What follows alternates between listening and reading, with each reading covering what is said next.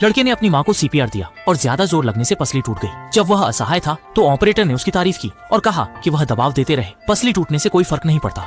अभी अभी काम से लौटकर आई माँ ने देखा कि बेटा देर रात का खाना तैयार कर चुका है। तारीफ के बावजूद उसका कोई स्वार्थ छिपा है। सच में माँ अभी स्वाद लेने भी नहीं पाई थी कि बेटा मार्कशीट लेकर आ गया। उस पर चुभने वाले अंक देखकर माँ खुद को यही समझा सकती थी कि यह उनका अपना खून है, इसे सहना ही होगा। लेकिन जितना सोचेंगी उतना ही बेचैन होंगी और उसने दिल का दौरा पड़ने से बेहोश होकर नीचे गिर गई। लड़के ने तुरंत आपातकालीन फोन किया। आपातकालीन कर्मी को आने में 10 मिनट लगेंगे। घर में और कोई बड़ा नहीं था, इसलिए कनेक्शन ऑपरेटर को मजबूरी में लड़के को अपनी माँ की हृदय फुफ्फुसीय पुनर्जीवन सीपीआर करने का निर्देश देना पड़ा। कनेक्शन ऑपरेटर के निर्देश के तहत लड़के ने पहले अपनी माँ को सीधा लिटा दिया, फिर बाएं हाथ की 5 उंगलियां फैलाई, दाहिने हाथ से पकड़ लिया, बाएं हाथ से पूरी ताकत से हृदय पर दबाव डाला। कनेक्शन ऑपरेटर 1 2 3 4 गिनता रहा। लड़के को इसी गति को बनाए रखने और जोर से दबाव डालने को कहा, बिना रुके जब तक कि आपातकालीन कर्मी आना ही चाहता। लड़के ने बिना गलती के सभी निर्देशों का पालन किया, लेकिन बीच में एक अप्रत्याशित घटना हो गई। केवल एक कुरकुरा आवाज सुनाई दी। उसे लगा कि उसने शायद पसली तोड़ दी है, मगर यह सुनकर ऑपरेटर ने उसे डांटा नहीं बल्कि उसकी तारीफ की और कहा कि पसली का टूटना सामान्य है और उसे डर के कारण रुकना नहीं चाहिए। भले ही उसने सारी पसलियां तोड़ दी हों, हृदय मालिश जारी रखनी चाहिए।